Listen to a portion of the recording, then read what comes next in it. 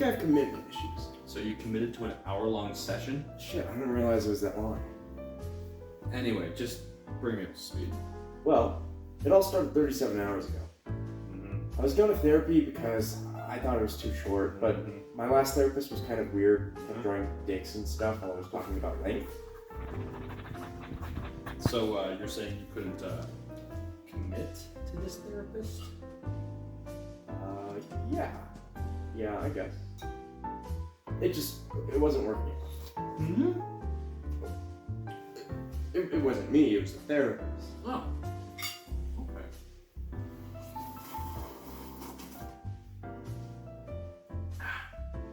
Were you seeing any other therapists? What?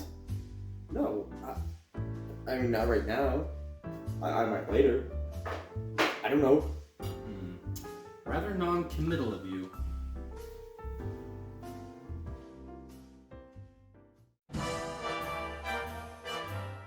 I have commitment issues. With games. Sometimes. Let's talk about it. I have a host of unfinished games on my shelf and in my Steam library that I really do enjoy and would love to finish, but I just can't do it. Sometimes the task is simply too daunting. Sometimes I've gone completely cold on a game that I used to love, but most of the time I just don't have the time. Most of these games I've even poured a lot of time into already, but I got sidetracked halfway through and can't get back into them. But there's also a lot of games that I haven't started yet because I fear that will happen. Across all my notes for this video, I've noticed some patterns, and I've found that there are 5 major barriers that stand in the way of me reaching the end of a game. A game can be too long, too wide, too hard, too deep, or too bad. Grow up. For the most part, the common thread here is that in some way, the daunting scope of the game outweighs my desire to play and finish it. In this second video on my 3-part series working on video game length and scope, let's jump in and talk about why I can't finish.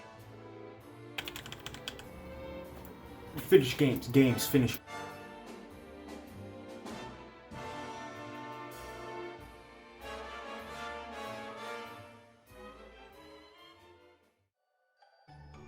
I think the most common roadblock I run into in terms of leaving games unfinished is that I get sidetracked halfway through, lose my initial momentum, and can never get as into it as I was originally. And this happens a lot with RPGs, but it does apply to any game that's just really long. Momentum is the biggest key to finishing games for me, and long games have a lot of work to do to keep that momentum going. Usually, the hype of playing a brand new game that I've been heavily anticipating is enough to carry me through to the end. Xenoblade, Breath of the Wild are both games that can be really long, but I finish them all within a relatively short time span from their release. But if I impulsively pick up a game or start up a game that came out a while ago, that momentum just doesn't exist, and the game has a lot more work to do to hold my attention from beginning to end. With new games, a lot of that momentum is driven by the desire or the need to avoid spoilers, but if a game's been out for a long time and I've already avoided spoilers, like, for example, Red Dead Redemption 2, the urgent need isn't really there. This keeps happening with Dragon Quest XI. I bought the game on a whim when it came out on PS4 and immediately fell in love. It's charming, relaxing, and nostalgic. Perfect JRPG comfort food. And I got a decent way into the game, about 20 hours if I remember correctly, before I got sidetracked and couldn't rebuild the momentum to keep playing. Then a definitive version was announced for Switch, and the idea of having a big JRPG on the go was too tempting to resist, so I double-dipped and made significantly more progress in the game. I loved it even more this time around, and right now I'm sitting at around 45 hours in it, but I'm not quite at the end yet. Sometimes the bosses can be a big jump up in levels, and you need to grind quite a bit. And every time I hit one of these bosses that I'm just not strong enough for, it tends to push me away from the game. Grinding levels in JRPGs is just straight up not fun 90% of the time, so it's hard to find that motivation despite adoring the rest of the game. Either that happens, or I get lost. Because it can be a little tricky to keep track of your objective after a break from the game. The game isn't super in your face about what you're supposed to do, which isn't necessarily a bad thing, but it does mean that I usually have to rely on a guide after I jump back in. Otherwise, I flounder about for a bit, lose interest, and shelve it for another few months. A very similar thing happened with The Witcher 3, where I had, again, maybe 20 hours on PS4, fell off, rebought it when I built a PC a few years ago, and played for a bit more before falling off again. The Witcher 3 is a really long game even if you just do the main story, so it was hard to give 100% of my attention towards the game for that entire duration. In the end, I had a few big waves of being obsessed with the game and did eventually beat it and absolutely loved it, but it took a few years. And I can guarantee it will happen again when Persona 5 comes to Switch. I have 26 hours on PS5, but the game is like 100 hours or more, so having it on the go would be great. And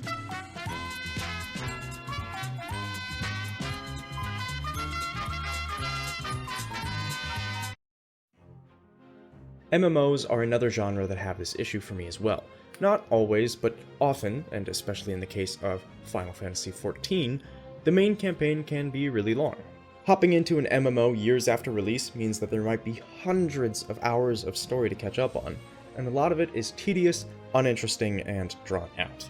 Final Fantasy XIV is acclaimed for the stories unfolding in its expansions, but getting to that point is a slog of its own. These examples share a long main questline in common, but there's also the issue of games being too long because of the optional content, and this mostly manifests in open world games. Sometimes, the game's primary story isn't actually that long, but there's so much else to do that the entire endeavor seems like a lot of commitment. Skyrim's main quest isn't unusually long, but it's also not that interesting.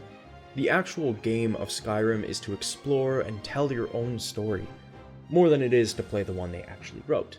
So, when I think about beating Skyrim, just running through the main story doesn't seem like enough to say I've really played the game, though I still have not even done that. The game wasn't built to be played like that, to beeline the main story. It's built to be explored, and it's not at all fun if you don't explore. But I don't really have the time to dive into the game and drop 50 hours just looking for secrets. By the way, if you want to hear my thoughts on Skyrim at length, check the card on screen right now. And this issue applies to a lot of other games too, but it is pretty confined to the open world genre. The notorious Ubisoft open world is a mess of map icons and points of interest that can honestly just be exhausting to look at. Most of the content is meh at best and not really worth doing, and there is just so much of it. The latest Assassin's Creed games are pushed to offer as much content as possible, but short development cycles mean that none of it feels developed. Horizon Zero Dawn is a game I enjoyed a fair bit, but I haven't even picked up the sequel yet because just the idea of looking at yet another crammed map is so tiring to me. There definitely seems to be more passion and care in Horizon Forbidden West, but the industry has been so oversaturated with this genre of open world that it's really hard to be excited for new ones. Yet again, I find myself talking about MMOs here too.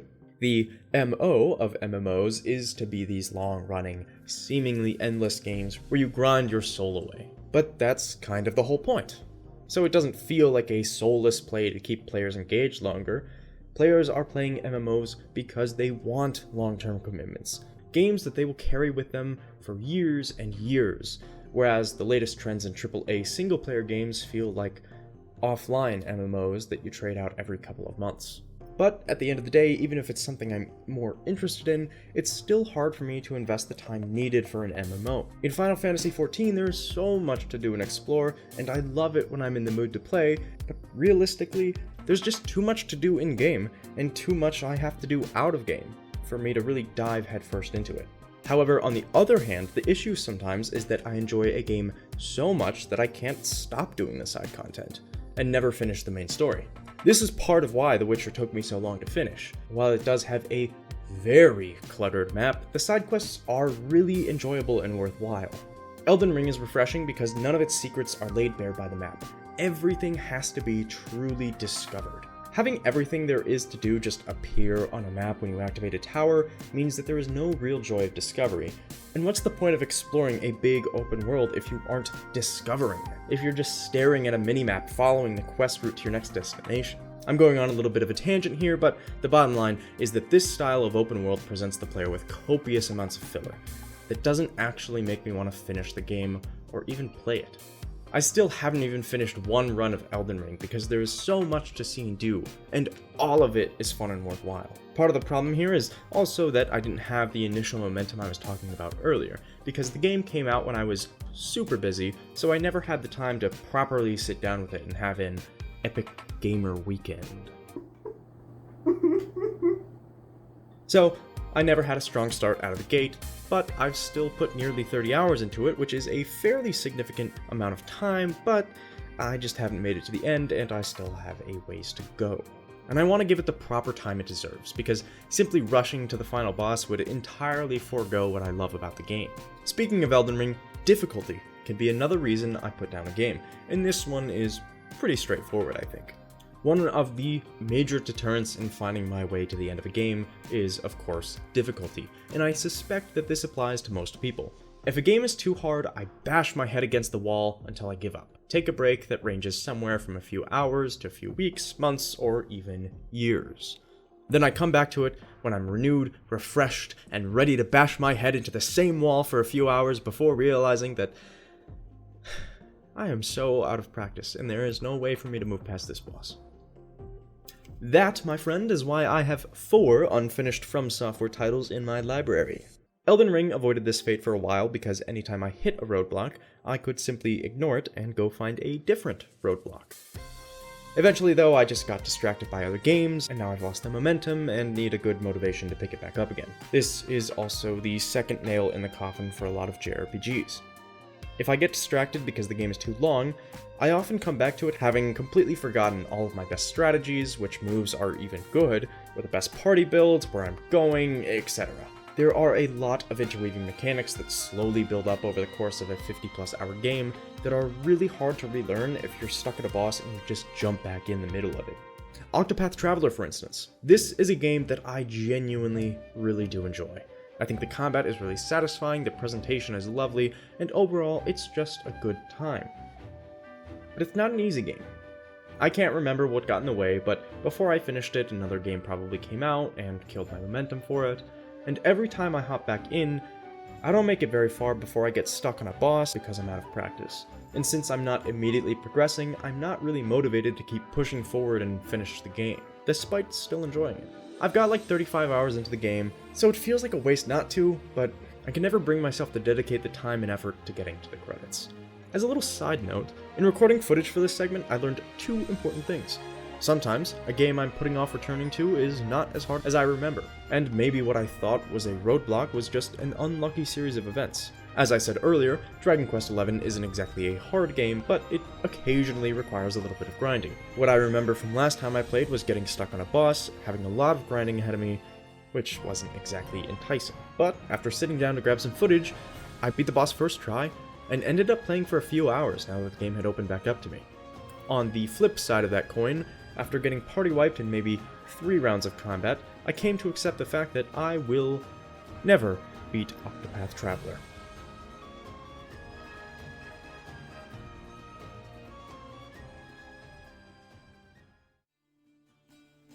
Moving on, when it comes to a game that requires more direct player skill or input, the relearning curve can be really harsh. Astral Chain is kind of a bad example because I did beat this game in one attempt. But jumping into the post-game content illustrates my point. There is a lot that goes into an action game like this, and jumping in after a long break can be brutal. And constantly getting your ass kicked by enemies you used to mop the floor with is not a great feeling, and will usually turn me off from trying to continue. Having to relearn complex button inputs, convoluted combos, enemy attack patterns, and more just gets exhausting. And it always seems impossible to get good enough to beat a boss you couldn't pass when you were in your prime. Dark Souls, Dark Souls 3, and Demon Souls have all found me tied to this fate. Something about From Software games keeps me returning and returning.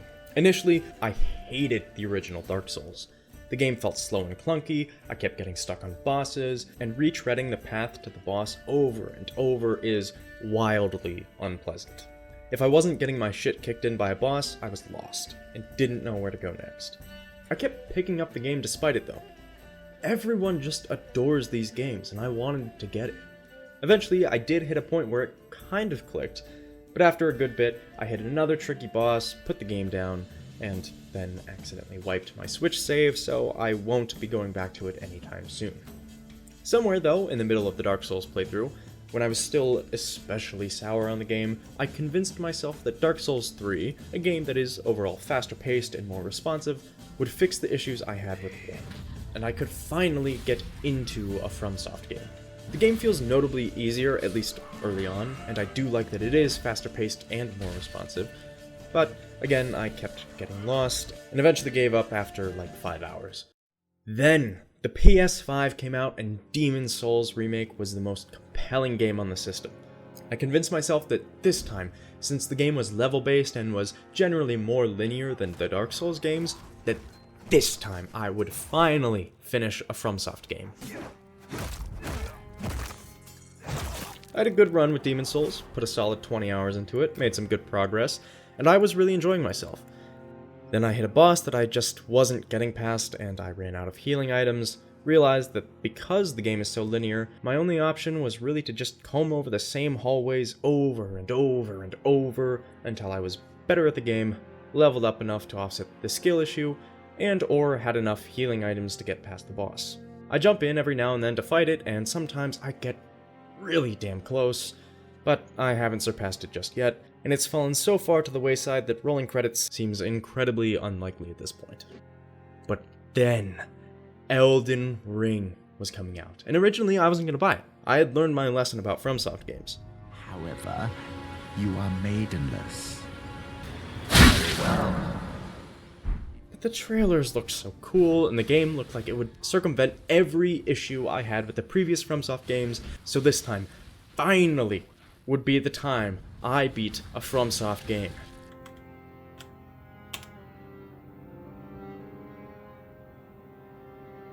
You're playing me like a goddamn fiddle. All that said, this is probably the most widely relatable reason to not finish a game. I mean, if you can't beat a boss, you just can't beat the game. One of the saddest cases for an unfinished game is a game that I just know I would have loved when I was a kid and had nothing else to do, but now I simply don't have the time or energy to pour into a game to get the best experience out of it. A game that is too deep. I'm thinking specifically of survival games here like No Man's Sky, Terraria, but it also applies to competitive multiplayer titles or even roguelikes to an extent. Games that have layers and layers of systems to get your head around, or lots of things to manage. This idea may seem just like a reiteration of the point I was making earlier about having too much content, but this is more about depth of content rather than abundance. In the segment earlier, I was talking about how overwhelming it can be to have so many options for what to do, all presented to you at the same time. This has more to do with having a lot of deep content and inner working systems that are more hidden, and the idea that the game is so much more than meets the eye, something that you really have to dig into. Survival games typically demand the player to put a lot of time in to get the most out of the experience. You have to play a lot in the front end to learn all of the game's systems, the best way to survive, how to craft everything, etc. And as you learn more and more, the game becomes more and more exciting as you start streamlining your process and start getting increasingly efficient. You can start automating things and then go on to create an unrelenting, unstoppable force of productivity, chaining the entire world to your fist. Or if you're me, you get eated by dinosaur.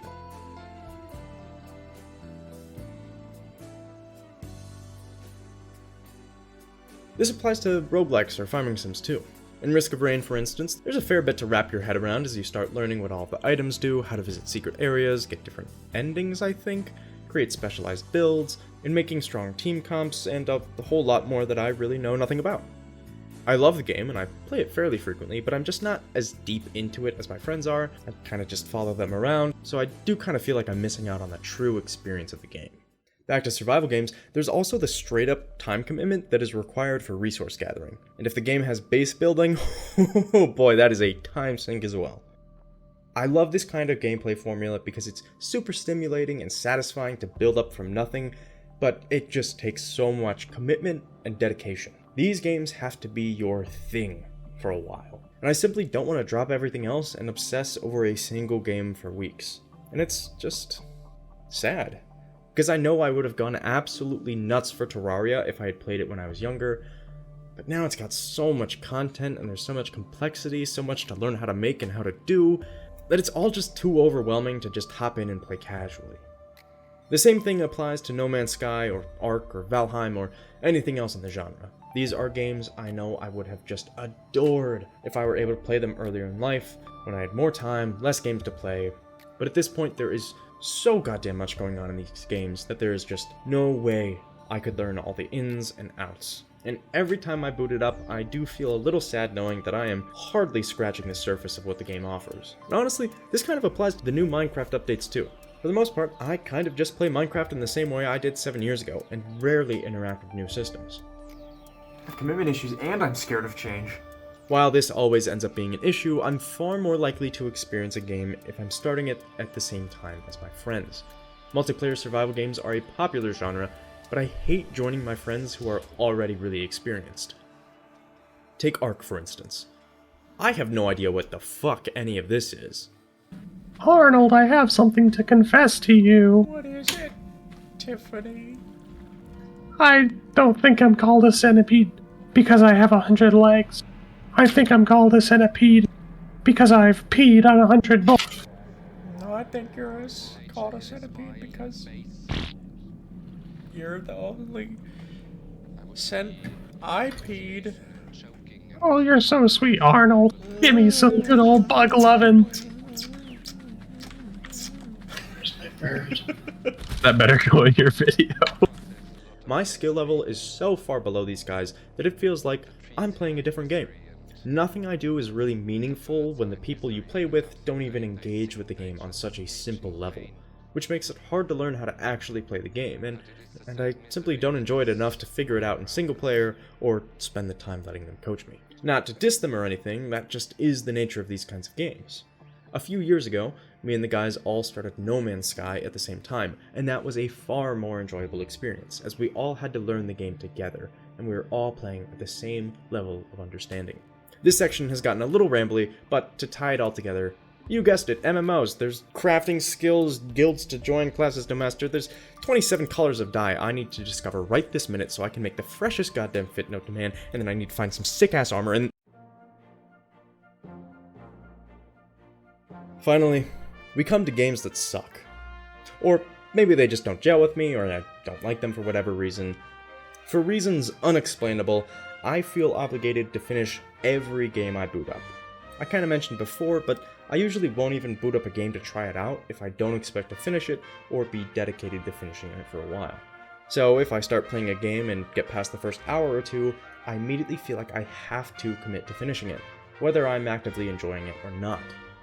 Sometimes I find that I push through the sluggish opening to find a game that I really adore, and other times I sit in the dim glow of the rolling credits, asking myself, why? As the first beams of sunrise peek through my window, casting my wretched, shameful self into light.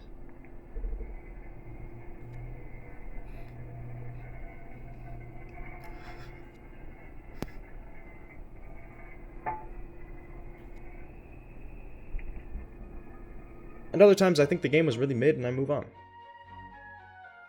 But most of the time, I don't finish the game. I put it down and make a mental note that this unfinished game I don't like should haunt my every waking moment.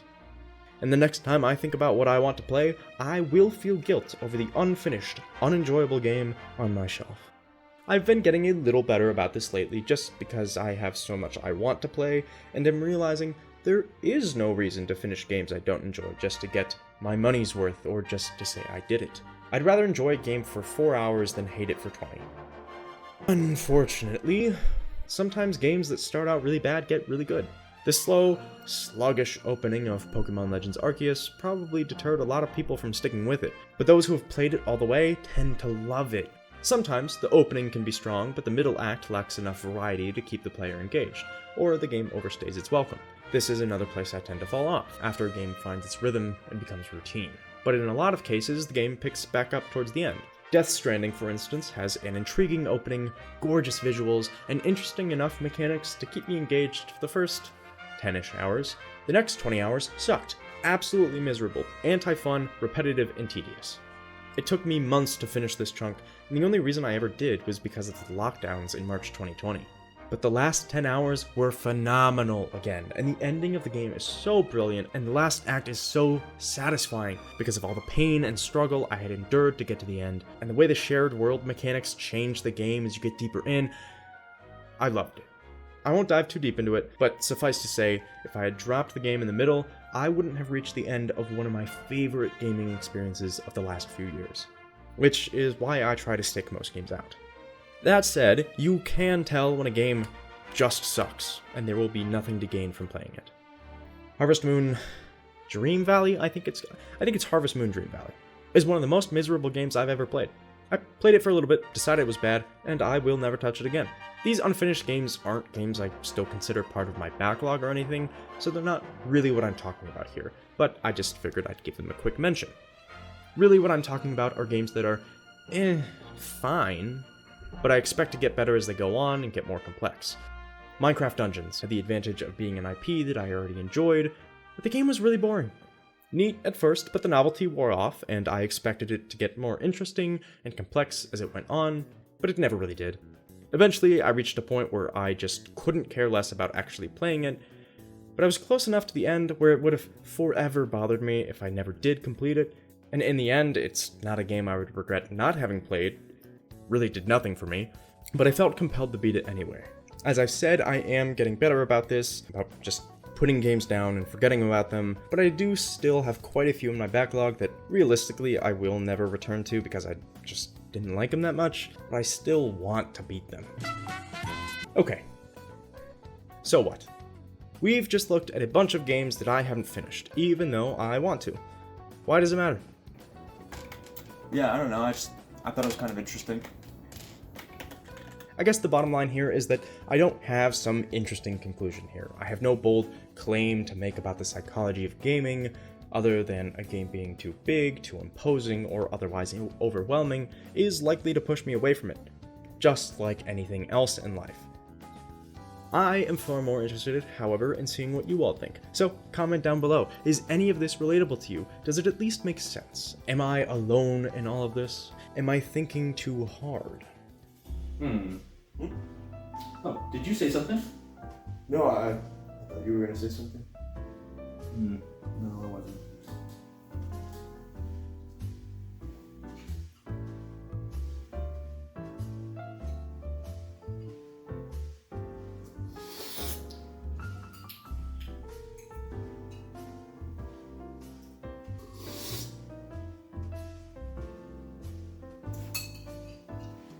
So,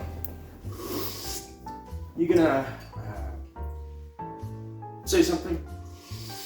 Talk about my issues, or maybe diagnose me, or something? Hold on, I just need you to sit there for like 1 minute while I finish this. Alright, you know I can't do that. I just explained why I can't do that. That is a lot of commitment.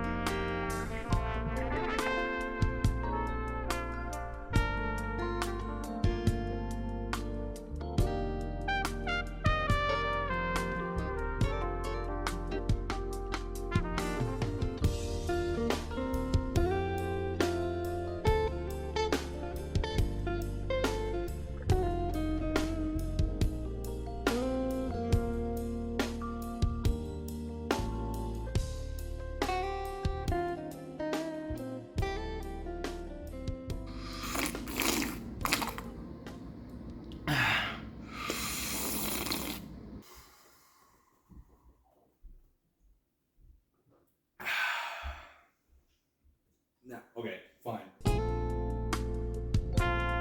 Here, tell you what. Here's a prescription. Take that every day, see where it gets you, and then come back.